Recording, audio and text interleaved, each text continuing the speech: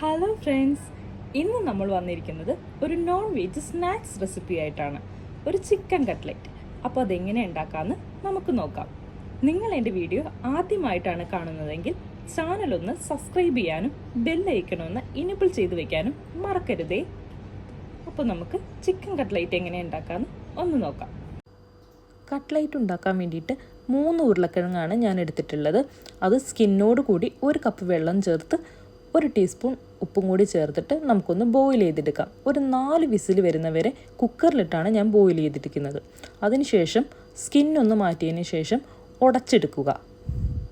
ഒന്ന് സ്മാഷ് ചെയ്ത് ചൂടാറാൻ വേണ്ടി നമുക്കൊന്ന് മാറ്റി വയ്ക്കാം. അതിനുശേഷം ഒരു ചെറിയ പാൻ എടുത്തിട്ട് അതിനകത്തേക്ക് ഒരു 750 ഗ്രാം ചിക്കനാണ് ഞാൻ എടുത്തിരിക്കുന്നത്. അതൊന്ന് കഴുകി വൃത്തിയാക്കി എടുക്കുക. അതിലേക്ക് 1/2 ടീസ്പൂൺ ഗരം മസാല ചേർക്കുക. 1/2 ടീസ്പൂൺ ക്രഷ്ഡ് പെപ്പർ കൂടി ഞാൻ ചേർക്കുന്നുണ്ട്. 1/2 ടീസ്പൂൺ സോൾട്ട് കൂടി ചേർത്ത് 1 കപ്പ് വെള്ളം കൂടി ചേർത്തതിന് ശേഷം നമുക്കിതൊന്ന് വേവാനായിട്ട് വെക്കാം. വെന്ത് വെള്ളം വറ്റി നമുക്ക് കിട്ടണം. അതിനുവേണ്ടി നമുക്ക് വെയിറ്റ് ചെയ്യാം. ഞാൻ ഇവിടെ എടുത്തിരിക്കുന്നത് ബോണോട് കൂടിയുള്ള ചിക്കനാണ്. നിങ്ങൾക്ക് വേണമെങ്കിൽ ബോൺലെസ് ചിക്കൻ യൂസ് ചെയ്യാം. ചിക്കൻ വെന്തതിന് ശേഷം ഒന്ന് തണുത്ത് കഴിയുമ്പോഴത്തേക്കും ഈ ബോൺസ് എല്ലാം മാറ്റിയതിന് ശേഷം ഒന്ന് മിക്സിയിലിട്ടിട്ട് ഒന്ന് ക്രഷ് ചെയ്തെടുക്കണം. ചിക്കൻ വെന്ത് വെള്ളം വറ്റി കിട്ടിയിട്ടുണ്ട് കേട്ടോ. ഇതാണ് അതിൻ്റെ ഒരു പാകം. കട്ട്ലേറ്റിലേക്കുള്ള ഫില്ലിങ്സ് നമുക്ക് റെഡിയാക്കണം. അതിന് വേണ്ടിയിട്ട് ഒരു പാൻ അടുപ്പത്ത് വെച്ച് ഒരു 4 ടീസ്പൂൺ സൺഫ്ലവർ ഓയിലാണ് ഞാനിവിടെ ഉപയോഗിക്കുന്നത്. വെളിച്ചെണ്ണ വേണമെങ്കിൽ നിങ്ങൾക്ക് ഒഴിക്കാം. എണ്ണ നന്നായി തിളച്ചതിന് ശേഷം ചോപ്പ്ഡ് കറി ലീവ്സാണ് ഞാൻ ഇട്ട് കൊടുക്കുന്നത്. ഒരു തണ്ട് ലീവ്സാണ് ഞാൻ ഇട്ട് കൊടുക്കുന്നത്. അതൊന്ന് ചൂടായതിന് ശേഷം അതിനകത്തേക്ക് 1.5 ഒണിയനാണ് അരിഞ്ഞു വെച്ചിരിക്കുന്നത് ചേർക്കുന്നത്. അതൊന്ന് ചേർത്ത് നന്നായിട്ട് ഇളക്കി കൊടുക്കുക. സവാള ചേർത്ത് ഇളക്കിയതിന് ശേഷം 2 ടീസ്പൂൺ വെളുത്തുള്ളിയാണ് ഞാൻ ഇതിനകത്തേക്ക് ചേർത്ത് കൊടുക്കുന്നത്. ഏകദേശം ഒരു 10 അല്ലിയോളം വെളുത്തുള്ളി ഞാൻ ഇതിനു വേണ്ടി അരിഞ്ഞ് വെച്ചിട്ടുണ്ടായിരുന്നു. വെളുത്തുള്ളി ചേർത്ത് ഒന്ന് നന്നായി വഴറ്റി കൊടുക്കുക. അതിൻ്റെ ഒരു സ്മെല്ല് മാറിക്കിട്ടുമ്പോൾ തന്നെ നമുക്ക് 2 ടീസ്പൂണോളം അരിഞ്ഞു വെച്ചിരിക്കുന്ന ഇഞ്ചിയാണ് ചേർത്ത് കൊടുക്കുന്നത്. ഇഞ്ചി ചേർത്തതിന് ശേഷം 1/2 മിനിറ്റോളം ഇതുപോലെ ഒന്ന് ഇളക്കി കൊടുക്കണം.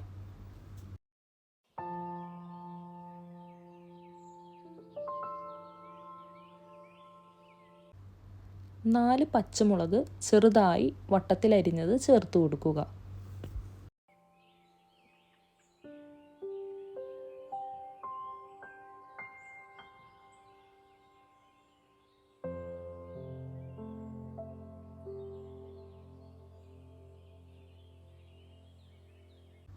ഇതെല്ലാം കൂടി ഒന്ന് വാടി കിട്ടാൻ വേണ്ടിയിട്ട് 1/2 ടീസ്പൂൺ ഉപ്പാണ് ഞാൻ ചേർത്ത് കൊടുക്കുന്നത്. അതും കൂടി ചേർത്ത് നന്നായി ഇളക്കി കൊടുക്കുക. സവാള ഒന്ന് വാടി ബ്രൗൺ കളർ ആകുമ്പോഴത്തേക്കും നമുക്ക് നേരത്തെ ബോയിൽ ചെയ്ത് സ്മാഷ് ചെയ്ത് വെച്ചിരിക്കുന്ന പൊട്ടറ്റോ കൂടി ഇതിനകത്തേക്ക് ചേർത്ത് കൊടുക്കുക. എന്നിട്ട് ഈ ഫില്ലിങ്സുമായിട്ട് നന്നായി ഇളക്കി യോജിപ്പിച്ച് കൊടുക്കണം.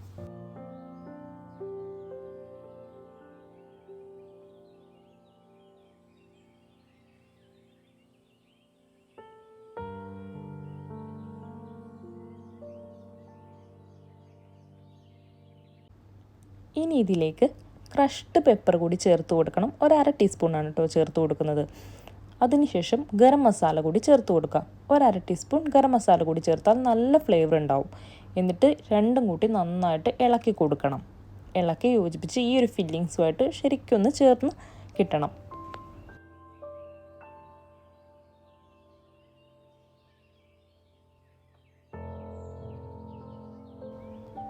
ഇനി നേരത്തെ നമ്മൾ ബോയിൽ ചെയ്ത് സ്പ്ലിറ്റ് ചെയ്ത് വെച്ചിരിക്കുന്ന ആ ചിക്കനും കൂടി ഇതിലേക്ക് ചേർത്ത് കൊടുക്കുക. ഈ ഒരു സമയം തീ കുറച്ചിടേണ്ടതാണ്. അതിനുശേഷം നന്നായി ഇളക്കി യോജിപ്പിച്ച് ഈ ഒരു മിക്സ്ചറുമായിട്ട് ചിക്കൻ നന്നായിട്ട് യോജിക്കണം. അതുവരെ നമുക്ക് ഇളക്കി കൊടുക്കാം.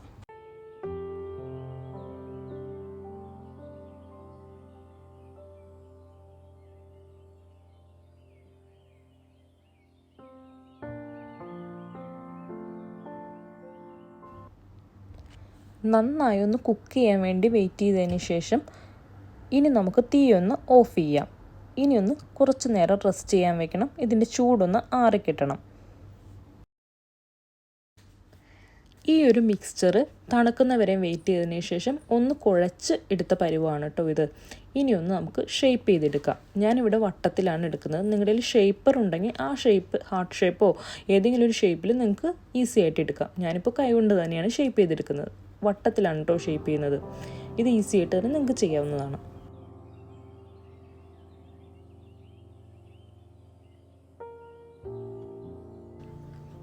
ഇപ്പോൾ ഞാൻ എല്ലാം ഷേപ്പ് ചെയ്തെടുത്തിട്ടുണ്ട്. ഇനി ഞാൻ നേരത്തെ ഒരു 2 മുട്ട ഒന്ന് ഇതുപോലെ ബീറ്റ് ചെയ്ത് വെച്ചിട്ടുണ്ട്. ലേശം ഉപ്പ് ചേർത്തിട്ടാണ് ബീറ്റ് ചെയ്ത് വെച്ചത്. അതിലൊന്ന് മുക്കിയതിന് ശേഷം ബ്രെഡ് ക്രബ്സിൽ മുക്കി കൊടുക്കുക. ബ്രെഡ് ക്രബ്സ് നിങ്ങൾക്ക് വാങ്ങിക്കാൻ കിട്ടും. അതല്ലെങ്കിൽ 2 ബ്രെഡ് എടുത്തിട്ട് ഒന്ന് പാനിലിട്ട് ചൂടാക്കിയതിന് ശേഷം മിക്സിയിലിട്ടൊന്ന് ക്രഷ് ചെയ്തെടുത്താൽ മതി കേട്ടോ. അപ്പോൾ ഇതുപോലെ പൊടിയായിട്ട് കിട്ടും. അപ്പോൾ ഞാൻ നേരത്തെ ബ്രെഡ് ക്രബ്സ് ഉണ്ടാക്കി വെച്ചിട്ടുണ്ടായിരുന്നു.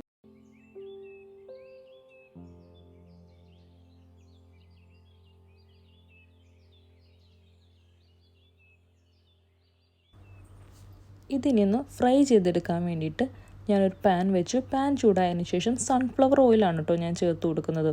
ജസ്റ്റ് ഒന്ന് സെമി ബോയിൽഡ് ചെയ്തെടുത്താൽ മതി, മുങ്ങിക്കിടക്കണമെന്നൊന്നുമില്ല. അപ്പോൾ ഞാൻ ആവശ്യത്തിന് ഓയിൽ ഒഴിച്ചു കൊടുത്തു. അതിനൊന്ന് ചൂടായി കിട്ടണം. ഇനി അതിലേക്ക് നമ്മുടെ കട്ട്ലേറ്റ്സ് ഇട്ട് കൊടുക്കാം.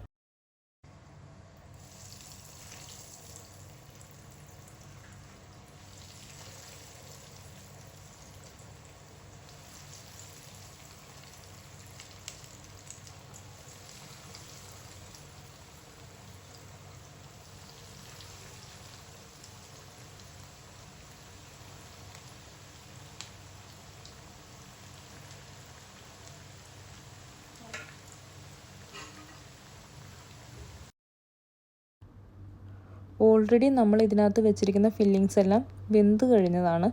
ഇനി ജസ്റ്റ് ഒന്ന് ഫ്രൈ ആയി കിട്ടിയാൽ മതി. ഇപ്പോൾ ഒരു വശം ഫ്രൈ ആയിട്ടുണ്ട്. അതിനുശേഷം നമുക്കൊന്ന് മറിച്ചിടാം. അത് ഒരു സ്റ്റീലിൻ്റെ ചട്ടവും വെച്ചാണ് ഞാൻ ഇവിടെ മറിച്ചിടുന്നത്. പതിയെ പതിയെ പൊട്ടിപ്പോവാണ്ട് നമ്മളൊന്ന് മറിച്ചിട്ട് കൊടുക്കണം. 2 സൈഡും നന്നായിട്ടൊന്ന് മൊരിഞ്ഞ് കിട്ടണം. അതിനു വേണ്ടി ഒന്ന് വെയിറ്റ് ചെയ്യാം. അപ്പോൾ നമ്മുടെ കട്ട്ലേറ്റ് റെഡി ആയിട്ടുണ്ട്. നല്ല മൊരമൊരാന്നുള്ള കട്ട്ലേറ്റാണ് കേട്ടോ. ഇനി ഒരു സെർവിങ് പ്ലേറ്റോട്ട് നമുക്കിതൊന്ന് മാറ്റാം. ഒരു 4 മണി പലഹാരമായിട്ടോ ഗസ്റ്റ് ആരെങ്കിലും വരാണെങ്കിൽ പെട്ടെന്ന് ഉണ്ടാക്കാൻ പറ്റിയൊരു സ്നാക്സ് ആയിട്ടോ നിങ്ങൾക്കിത് യൂസ് ചെയ്യാം.